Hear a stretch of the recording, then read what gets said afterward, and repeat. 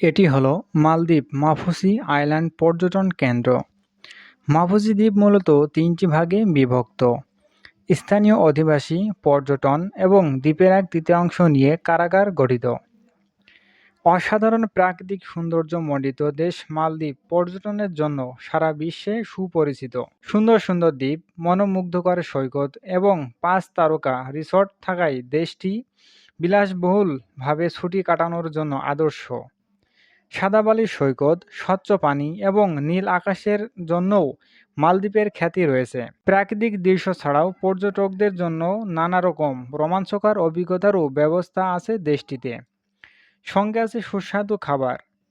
গ্রীষ্মকাল মালদ্বীপ ভ্রমণের জন্য সেরা সময়। মালদ্বীপে নভেম্বর থেকে এপ্রিল মাস গ্রীষ্মকাল চলে। এ সময়ে মালদ্বীপের আকাশ পরিষ্কার থাকে ও সমুদ্রের পানি অদ্ভুত সুন্দর গাঢ় নীল রং ধারণ করে।